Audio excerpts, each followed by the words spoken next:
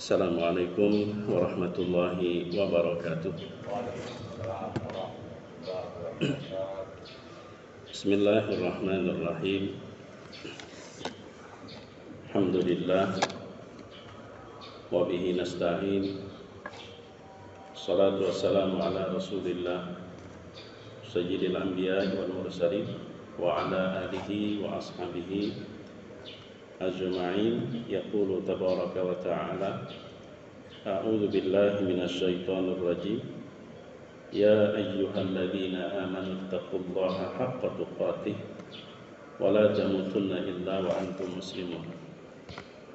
Wa qala ta'ala, falawla nafara min kulli firqatin minhum ta'ifatun yatafaqahu fid din wa liyundiru qaumahum idza raja'u ilaihim la'allahum yahdharun. Wa qala ta'ala, yarfa'illahu alladhina amanu minkum walladhina utul ilma darajat.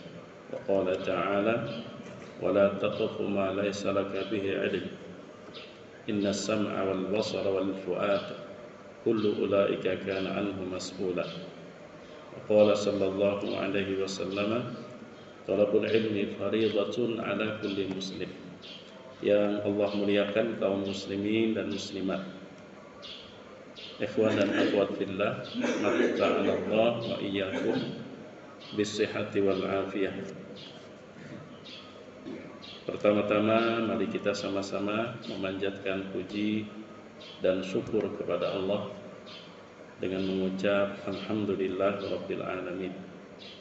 Salawat serta salam semoga selalu Allah curahkan kepada Nabi besar Nabi Muhammad sallallahu alaihi wasallam, juga kepada keluarga, sahabat dan pengikut beliau ila yaumil qiyamah. Usi nafsi wa iyyakum bitaqwallah.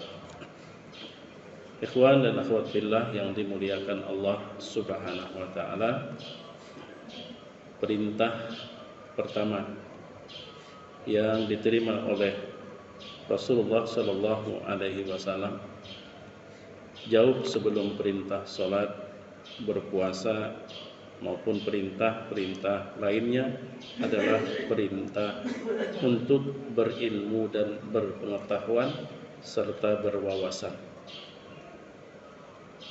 5 ayat pertama surah Al-Alaq sebagai bukti ketika perintah pertama yang diterima oleh Rasul berbunyi, Iqra bismi rabbikal ladzi khalaq. Bacalah wahai Muhammad dengan nama Tuhanmu yang telah menciptakan. Membaca adalah dasar dari pengetahuan. Lebih-lebih perintah membaca yang tertera pada ayat tersebut tanpa menyebutkan objek tertentu. Ini menunjukkan bahwa betapa luasnya ilmu pengetahuan. Karena itu Nabi sallallahu alaihi wasallam beliau bersabda, talabul ilmi fariidatun ala kulli muslim. Menuntut ilmu itu adalah kewajiban atau kefarduan atas setiap muslim, baik laki-laki maupun perempuan. Karena itu menuntut ilmu termasuk bagian daripada beribadah kepada Allah Subhanahu wa ta'ala. Karena hakikat ibadah adalah bentuk ketundukan dan kepatuhan kita terhadap apapun yang menjadi ketentuan dan ketetapan dari Allah, baik berbentuk perintah ataupun larangan. Jika itu perintah maka kita laksanakan sedapat mungkin, dan jika itu larangan maka kita tinggalkan dan kita jauhi. Sedangkan perintah maupun larangan itu selalu ada di setiap apa yang sedang kita lakukan, apa yang saat kita hadapi.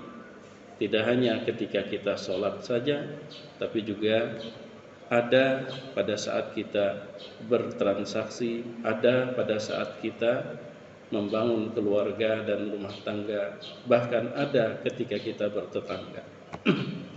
Intinya di setiap apapun yang kita lakukan dengan siapapun, maka di situ ada aturan-aturan Allah yang mesti harus kita tunduk dan patuh terhadap aturan tersebut.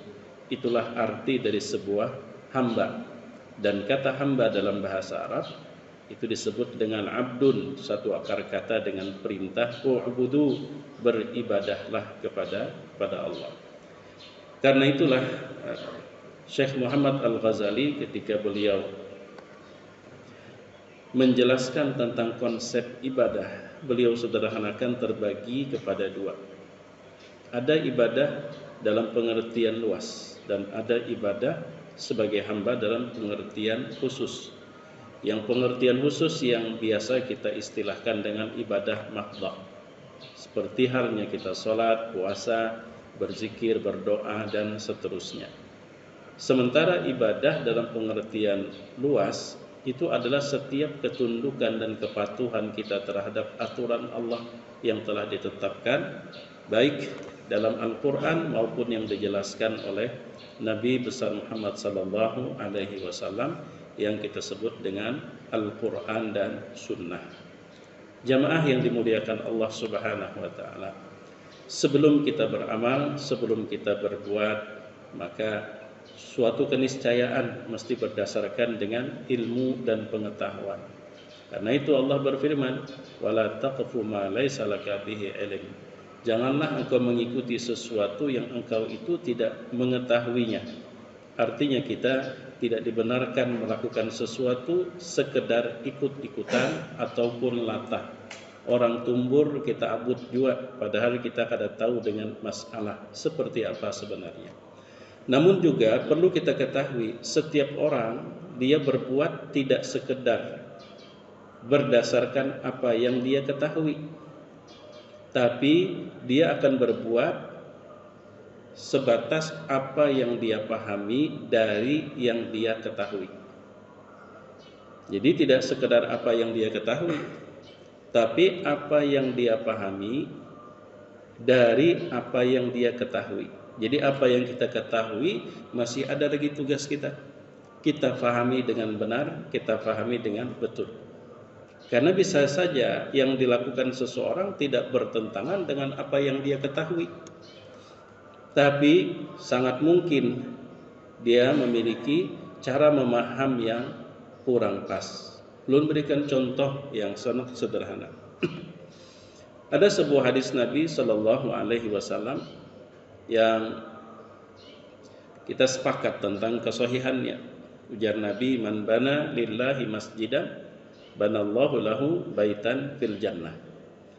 Man, barang siapa, bana telah membangun, lillah untuk Allah, masjidan sebuah masjid, banallahu maka Allah bangunkan untuk dia, baitan sebuah rumah, fil jannati di dalam surga. Semua kita insya Allah mengetahui hadis tersebut. Lalu umpama kita tinggal satu komplek, Allah takdirkan kita sebagai orang yang kaya, mampu membuat masjid masing-masing. Lalu untuk mengamalkan apa yang kita tahu, barang siapa yang membangun sebuah masjid karena Allah, maka Allah bangunkan untuknya rumah di surga. Akhirnya masing-masing bikin masjid sebuah seorang di 3 rumah. Apakah salah dengan apa yang dia ketahui? Tidak ada yang salah, tapi ada bermasalah dalam hal dia memahami. 100 buah rumah dalam satu kompleks, 100 buah masjid umpama, masing-masing di samping rumah. Kan tidak ada yang salah dengan apa yang diketahui dari hadis tersebut, tapi cara memahaminya itu yang perlu diluruskan. Nah, jamaah yang dimuliakan Allah Subhanahu wa ta'ala, karena itu ulun memperhatikan salah seorang ulama salaf, Imam Al-Ghazali. Beliau menulis buku yang berjudul Ihya Ulumuddin, dan kajian pertama dalam buku tersebut adalah bicara tentang konsep ilmu. Karena sebelum beramal kita mesti berilmu. Sebab tanpa ilmu maka amal itu tertolak. Ibnu Ruslan di dalam bukunya Az-Zubat, beliau mengatakan begini, waman bighairi ilmin ya'malu a'maluhu mardudatun la tuqbalu. Orang yang beramal tanpa ilmu, maka amal perbuatannya mardudah, tertolak, la tuqbalu, tidak diterima. Salah satu contoh konkret yang kemudian menjadi produk hukum. Seseorang dia sholat, dan salah satu syarat sahnya sholat adalah mengetahui akan masuknya waktu. Mengetahui akan masuknya waktu. Al-ilmu bidukhulil waqt. Mengetahui masuknya waktu. Lalu di pagi hari dia bangun, lalu hendak sholat subuh, tapi dia belum tahu dan belum yakin waktu itu masuk. Ini kira-kira sudah subuhkah belumkah? Sudah subuhkah belumkah? Kemudian dia pun sholat, untung-untungan. Kalau waktunya sudah masuk berarti pas. Ternyata berdasarkan kira-kira, duga-dugaan, dia pun sholat subuh. Sekalipun waktu subuh sebenarnya masuk, sholatnya tidak sah. Itu produk hukum fikih begitu. Produk hukum fikih demikian. Jadi untuk melakukan sesuatu mesti harus tahu dulu. Dan itu hanya salah satu contoh. Nah, sebagai bukti bahwa beramal itu disyaratkan berilmu. Dan ilmu itu tidak didapat dengan kita bermanas-manasan. Makanya Rasul mengatakan talabul ilm. Arti talab itu kita menuntut, mengejar. Di situ terisyarat tentang kesungguhan. Nah, karena itu kalau diumpamakan ilmu itu seperti hewan buruan, untuk mendapatkannya kita mesti harus punya taktik dan strategi.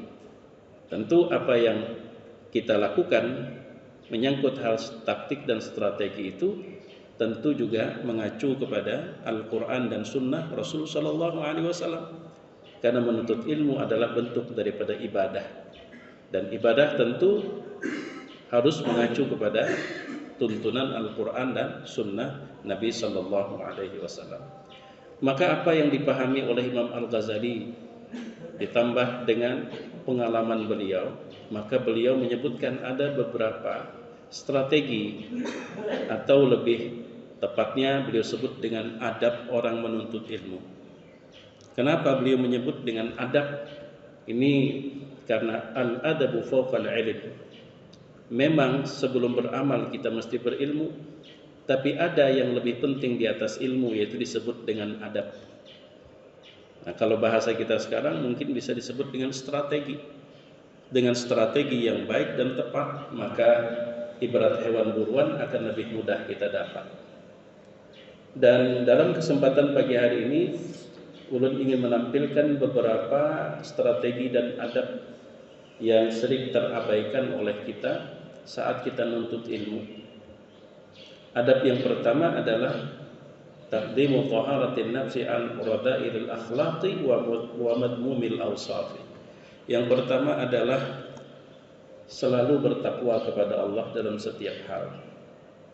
Selalu bertakwa kepada Allah dalam setiap hal.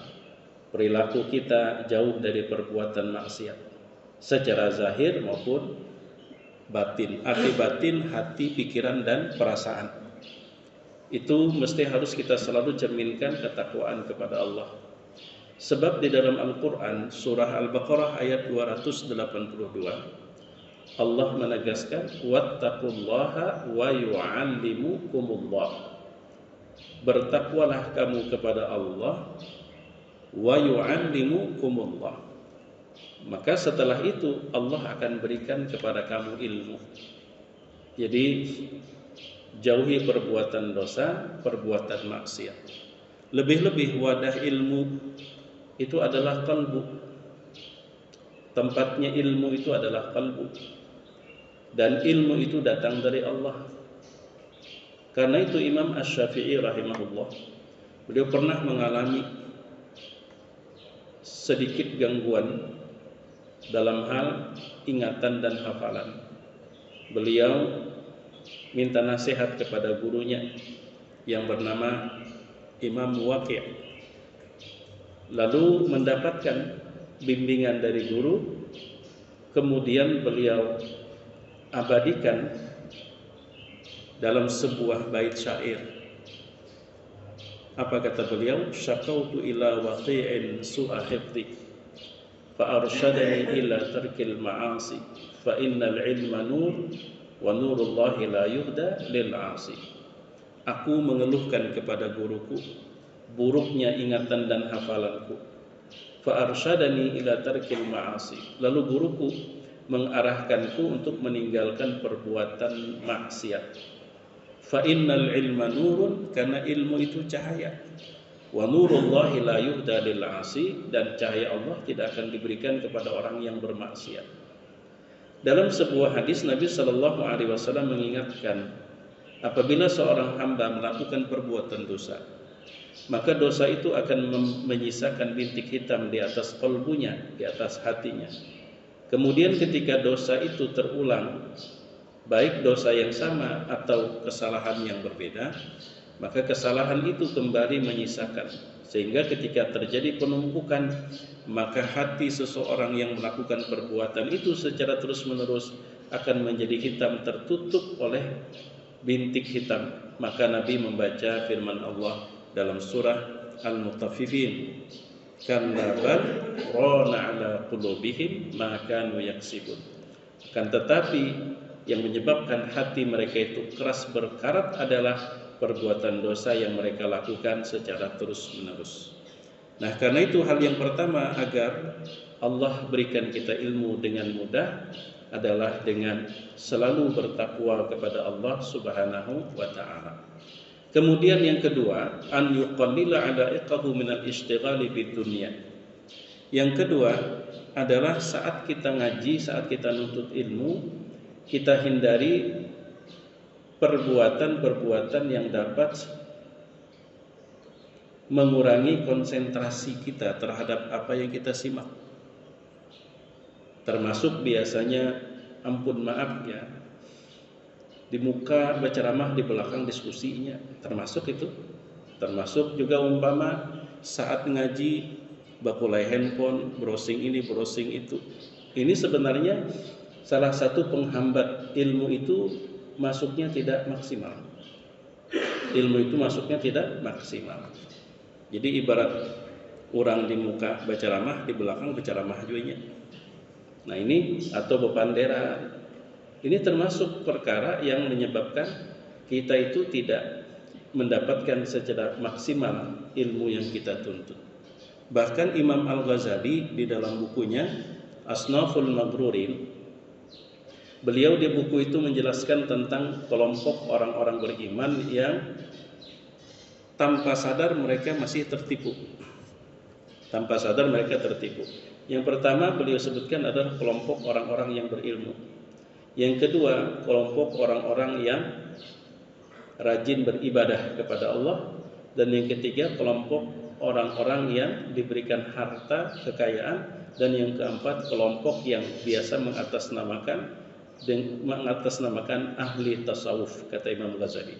Nah, dari kelompok yang ketiga itu beliau menyebutkan di antara kelompok yang tertipu sebenarnya, mereka itu pada dasarnya tidak melakukan hal yang salah, yaitu apakah orang kaya maupun awamun nas, orang-orang pada kebanyakannya, ataupun orang yang juga tidak kaya, yaitu dengan rutin menghadiri majelis ilmu. Tapi mereka beranggapan yang penting duduk itu udah selesai. Padahal majelis ilmu itu disyariatkan agar menjadi wadah di mana lahirnya sosok-sosok baru dengan pencerahan, dengan pengetahuan, sehingga sepulang dari majelis ilmu itu ada perubahan. Itu tujuan majelis ilmu itu digalakkan dalam Islam. Tapi mereka tidak beranggapan seperti itu. Bahwa hadir di majelis ilmu, kata Imam Ghazali, bagi mereka hanya sekedar rutinitas untuk sekedar dapat pahala, walau hanya sekedar duduk. Walau hanya sekedar duduk. Sebenarnya mereka itu tidak salah, cuman mereka keliru dalam memandang majelis ilmu.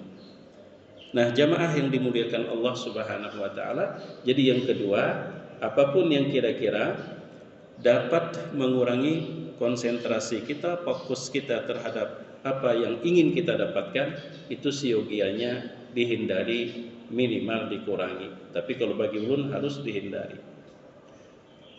Pernah punya seorang dosen, kalau beliau mengajar itu luar biasa disiplinnya.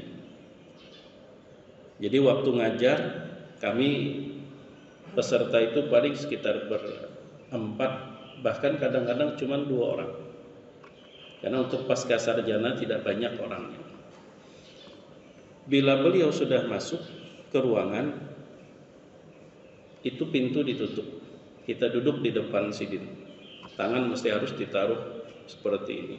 Kitab dibuka, sudah berhadapan, mesti mencengangi muhasidin pula menjelaskan.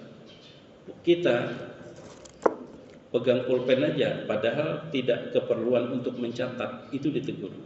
Taruh pulpen.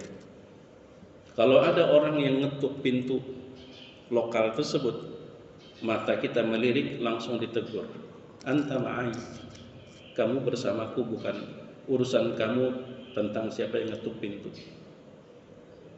Saking lamanya menatap beliau itu, kadang-kadang pandangan kosong, dan beliau tahu ditegur. Ishayala, bangun di sini. Mata kita melek, tapi kan karena fokus jadi menerau, menjadi kosong pandangan kita. Ditegur beliau, ishayala, bangun di sini. Kalau boleh ulun umpamakan, burung hinggap di kepala kada terbang, saking kita kada wani bergerak. Harus fokus konsentrasi 2 jam. Tapi yang didapat dengan cara belajar seperti itu dibandingkan dengan dosen-dosen yang lain, nang ibaratnya itu mahasiswa ini sungsungkah, terlambatkah, kada terlalu mempersoalkan beliau, menyimakkah, atau umpama sambil sibuk memulai memainkan pulpenkah, beliau pun tidak menegur. Perbandingannya ulun merasakan satu kali pertemuan dengan dosen yang disiplin itu, nang didapat itu kalau tidak berlebihan, ulun mengumpamakan itu sama dengan 1 bulan dengan dosen yang lain. Pada 2 jam aja faham, hafal, ingat, boleh ke rumah kada perlu lagi mengulangi. Karena adab nang kedua ini beliau terapkan.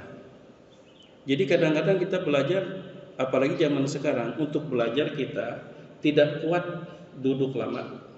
Itu rata-rata. Karena sudah zamannya. Makanya konten-konten itu biasanya paling-paling antara 2 sampai 3 menit. Karena lebih pada itu kita udah gelisah mencari konten yang lain. Bujur aja kelihatannya setengah jam, nah sekalinya 5 menitnya konten yang pengajian, tausiah, 5 menitnya, tapi 25 menitnya kada tahu lagi browsing ke sana kemari itu. Lewat. Nah, karena itu sekarang orang strateginya konten itu yang singkat-singkat aja. Karena kita sepertinya gelisah kalau udah lebih daripada 4 menit udah gelisah kita. Hendak memindah aja ke konten yang lain. Maka dari itu pengajian pun juga sama. Nang kayak caranya kada perlu lama tapi hasilnya maksimal. Maka strateginya adalah fokus. Fokus. Nah, kemudian yang ketiga, adab yang ketiga, Allah yatakabbara 'alal ilm. Tidak boleh sombong terhadap ilmu. Tidak boleh sombong terhadap ilmu. Dan salah satu bentuk kesombongan terhadap ilmu, kata Imam Al-Ghazali, wa min takabburihi 'alal ilm ay yastankifa 'anil istifadati illa minal marmuqin al-masyhurin wa huwa 'ainul hamaqah. Di antara bentuk kesombongan terhadap ilmu adalah enggan menuntut ilmu kecuali dari orang yang terkenal. Memandang kepada figur, bukan memandang kepada ilmu. Ini sama halnya ketika kita menyimak Al-Quran. Kita fokusnya kepada siapa yang membaca, dan kita tidak memperhatikan apa yang dibaca. Padahal sangat jelas dalam Al-Quran Allah mengatakan, wa idza quri'al Qur'an fastami'u. Apabila dibacakan Al-Quran itu. Jadi Allah tidak mengharuskan yang membaca mesti qori ternama, tapi siapapun yang membaca, maksudnya begitu. Fokusnya kepada apa yang dibaca, fastami'u lahu wa ansitu. Maka dengar, perhatikan. Tapi nyatanya kita fokusnya kepada siapa yang membaca. Sehingga kalau membaca itu umpama kita undang qori yang internasional atau umpamalah yang tingkat nasional, suara bagus, kita undang, belum lagi beliau baca kita udah menyiapkan diri untuk menyimak. Tapi kalau yang membaca teman kita yang baru ngaji, tidak ada dorongan semangat untuk menyimak. Kadang-kadang kita sambil berkulai HP Al-Quran dibaca, kita sambil kulai HP. Atau kadang kita tertawa karena melihat siapa yang baca. Padahal mau qori ternama ataupun teman yang baru belajar ngaji, yang dibaca adalah kalam Allah. Dan Allah menyebutkan wa idza quri'a, apabila dibacakan. Allah tidak mengharuskan yang baca harus qori, tapi kita fokusnya kepada apa yang dibaca. Begitu juga ilmu. Tapi terkadang kalau yang ngisi pengajian, yang ceramah, orang yang tidak punya nama besar, tidak terlalu dikenal, kita malas. Tapi kalau yang ngasih pencerahan tersebut, istilahnya itu yang punya nama besar, terkenal, kita bela-belain, jauh-jauh kita datangi. Sebenarnya ini adalah bentuk bahwa kita masih sombong terhadap ilmu. Kita sombong terhadap ilmu. Karena kata Ali bin Abi Thalib, innal haqqa la yu'rafu birrijal, i'rifil haqqa ta'rif ahlah. Kebenaran itu tidak bisa diukur dengan figur, tapi cari kebenaran yang sejati.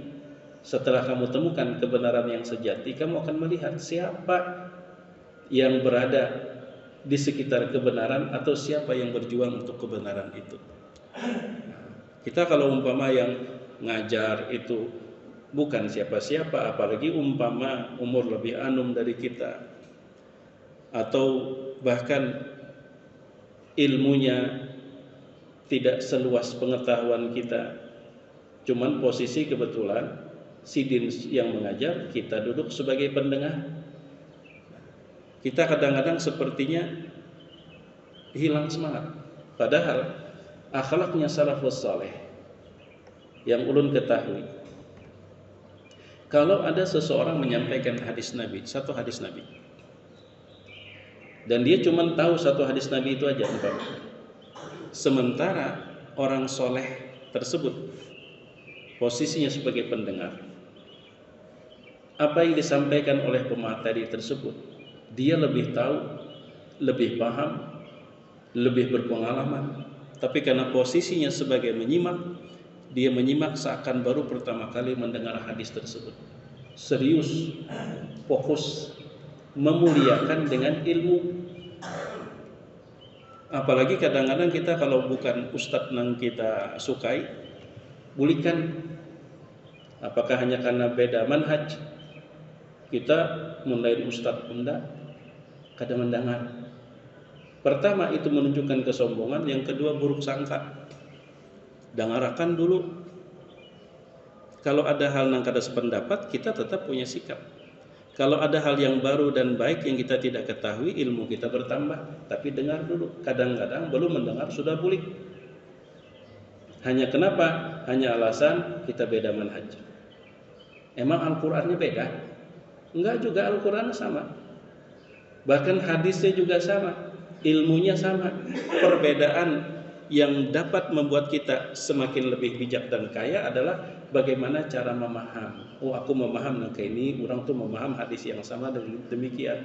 Ya kalau memang kita tetap bertahan dengan prinsip kita, itu hak kita. tapi setidaknya kita tahu ternyata bukan hanya kita yang memiliki pemahaman. Ilmu kita tambah luas, apalagi Allah berfirman dalam Al-Quran, Iqra, baca, dan tanpa menunjukkan objek yang khusus. Artinya kau harus buka diri.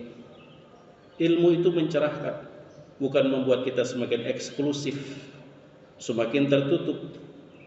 Maka kata Imam Al-Ghazali, orang yang dia kalau bukan ibaratnya itu seleranya, dia malas mendengar, itu sebenarnya adalah ainul hamaqati, itu adalah bentuk kebodohan. Yang pertama yang ditabraknya adalah perintah Iqra, baca.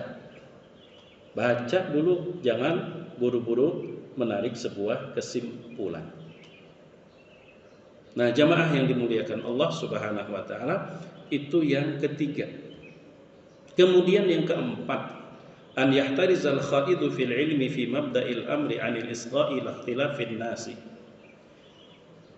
Di mula-mula kita belajar nuntut ilmu, ya ibaratnya sebagai pemula, memang ilmu itu luas.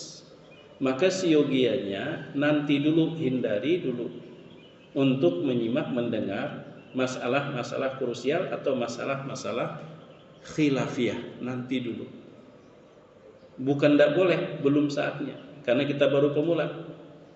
Sebab kalau kita terburu-buru untuk ikut berkecimpung di masalah khilafiyah, padahal kita baru pemula dalam hal belajar, yang dikhawatirkan adalah ujung-ujungnya kita membenci sesama muslim.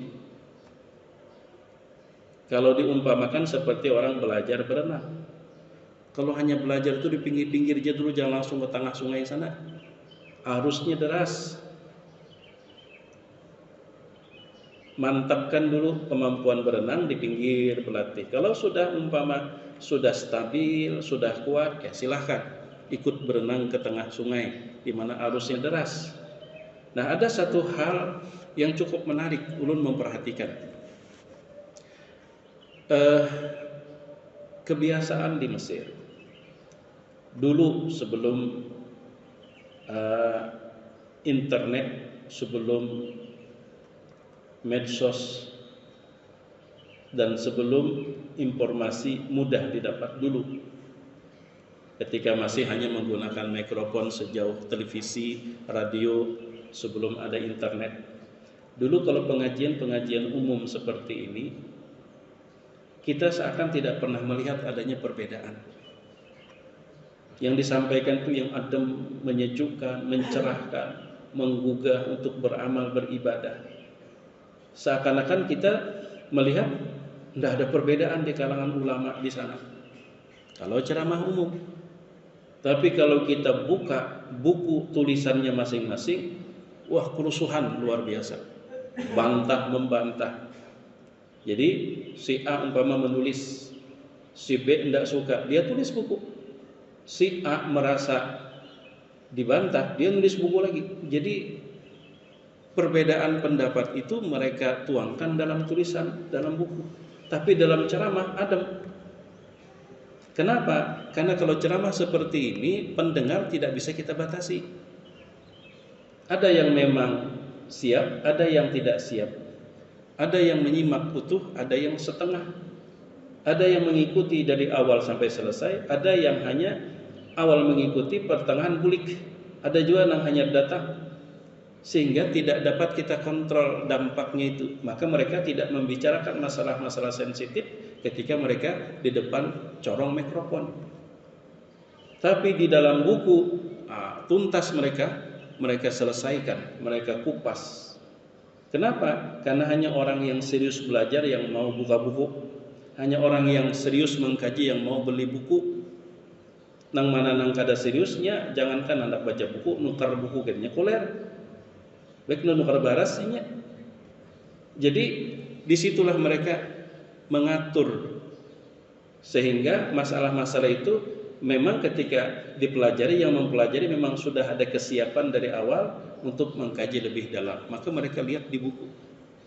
Nah, persoalannya di tempat kita kadang-kadang mikrofon kesempatan kita untuk menyampaikan hal-hal yang disadari maupun tidak, dampaknya itu membuat jamaah itu kadang-kadang yang tidak siap, nang tadi akur kada jadi akur, nang tadi bataguran mulai menjauh, nang tadi harmonis hubungan mulai renggang, bahkan ada nang bulik di rumah lawan kuitan di rumah ada juga.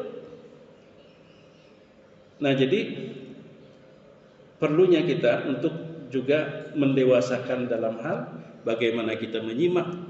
Bila kita sebagai orang yang baru pemula, maka siogianya ibarat orang belajar berenang bakunyung di pinggir-pinggir aja dulu. Mun sudah harap bakunyung ayo anda ke tengah.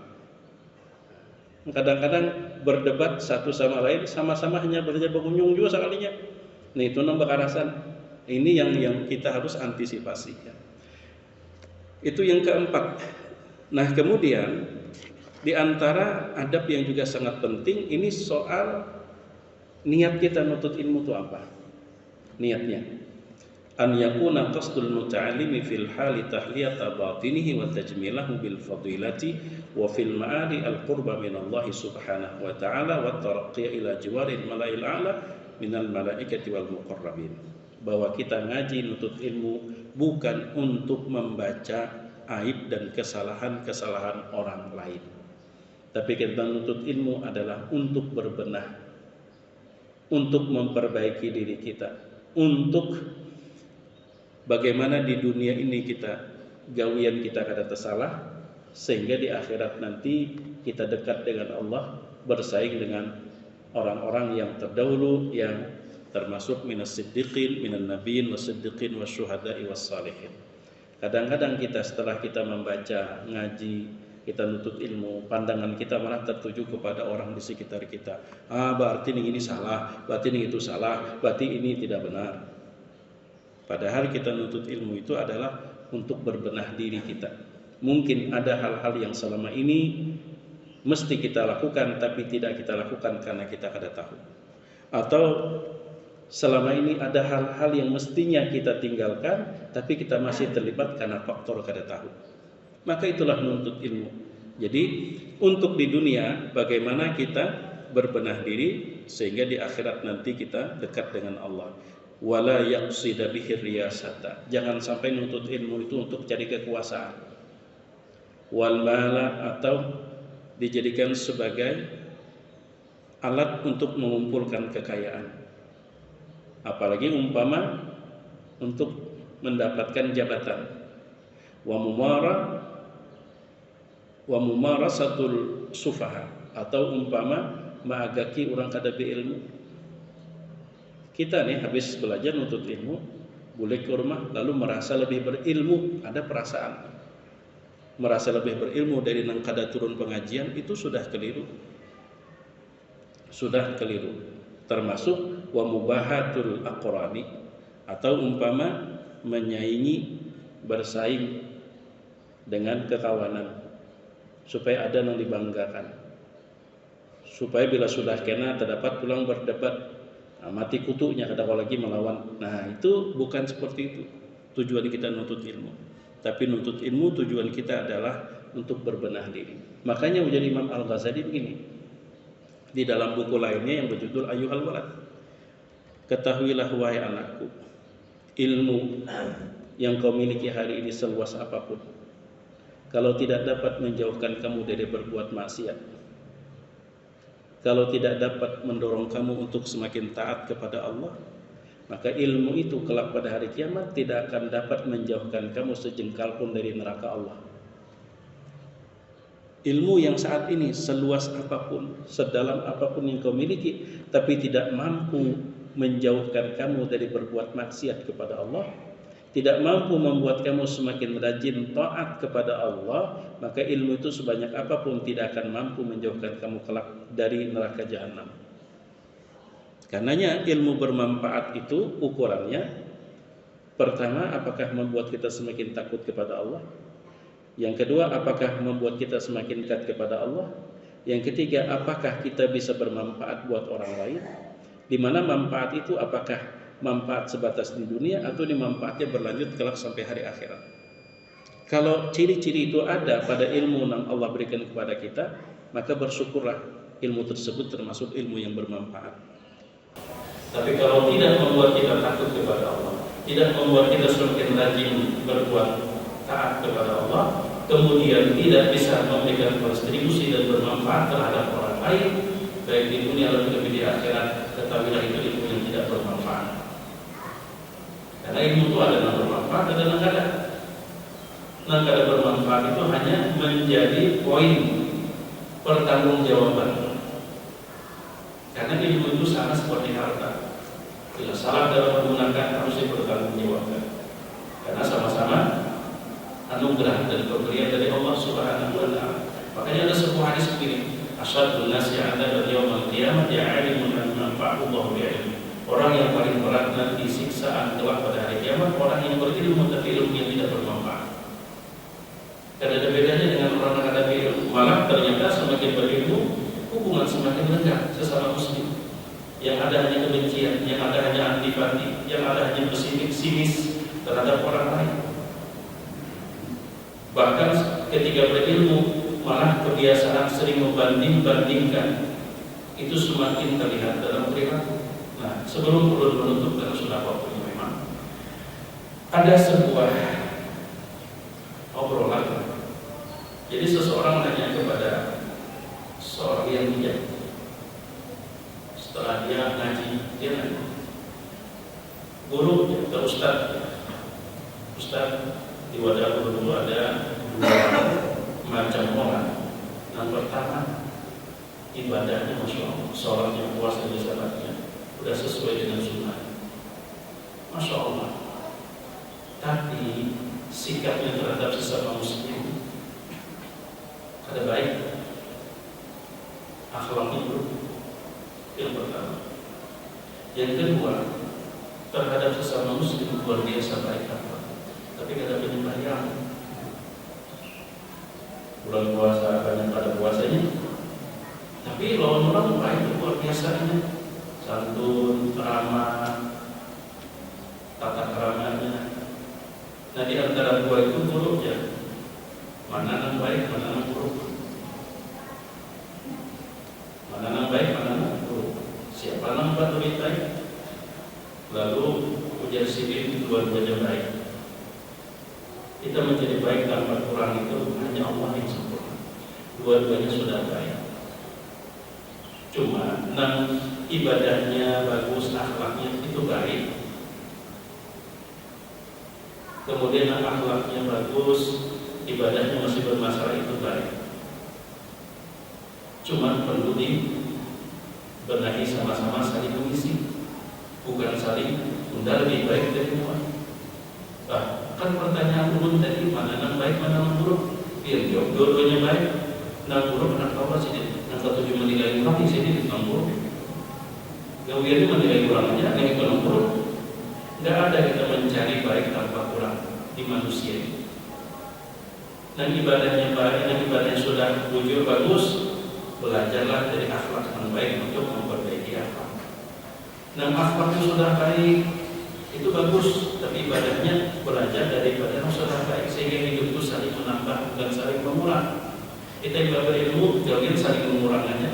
Itu salahnya dia, itu salahnya dia, itu salahnya dia.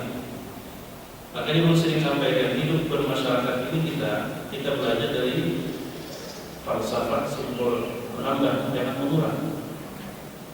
Karena yang sempurna itu hanya Allah. Kalau kita sepakati umpama angka sempurna itu 100, kita sepakati, maka puluh, tiang itu bukan angka 100. Puluh cuma 2, tiang 3, ada yang 4. 2, 3, dan 4 jangan pernah merasa angka sempurna.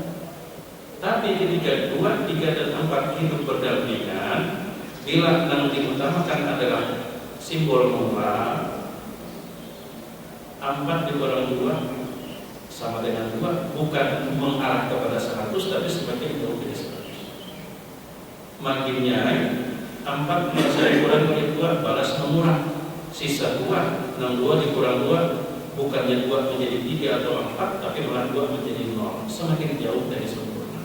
Maka hidup itu saling melengkapi, bukan saling mengurangi. Jadi tujuan kita menuntut ilmu itu demikian. Kita benahi diri kita, apa yang kurang di diri kita belajar dari yang lain. Yang lain itu juga membenahi dirinya, apa yang kurang darinya belajar dari yang lain, saling menambah, saling melengkapi. Meskipun tidak sampai ke angka 100, tapi setidaknya yang 4 kalau ditambah 2 jadi 6. Yang 4 tambah 2 jadi 6. Yang 3 ditambah 4 jadi 7. Walaupun 7 bukan angka 100, tapi dia mengalami peningkatan. Begitulah semestinya kita hidup, bersosial, bermasyarakat. Apalagi dengan adanya perbedaan itu kan kita saling melengkapi, sejatinya bukan saling kemudian kita menghujat, menggugat dan seterusnya. Nah itulah tujuan kita untuk ini. Karena Iqra itu artinya membuka diri baca. Sehingga dengan demikian Allamal insana ma lam ya'lam. Dengan membaca ayat kalimatnya Allamal insana ma lam ya'lam. Allah akan ajarkan kepada manusia apa yang sebelumnya tidak pernah diketahui dengan membaca. Nah ini yang mungkin dapat perlu sampaikan. Di antara strategi atau adab kita menuntut ilmu, karena menuntut ilmu adalah bentuk dari ibadah yang diperintahkan oleh Allah Subhanahu wa taala dan ditegaskan oleh Rasul sallallahu alaihi wasallam. Maka diibaratkan ilmu itu seperti hewan buruan. Untuk mendapatkannya kita mesti harus memiliki strategi yang baik, sehingga tidak perlu kita habiskan waktu berumur lama, biaya mahal, tapi dengan sesingkat-singkat mungkin kita dapat mendapatkan ilmu tersebut, yang kemudian selebihnya buah ilmu adalah amal. Ampun maaf jika ada salah maupun hilaf. Terima kasih atas waktu maupun kesempatan. Jazakumullahu khairan. Subhanakallahumma wa bihamdika asyhadu an la ilaha illa anta astaghfiruka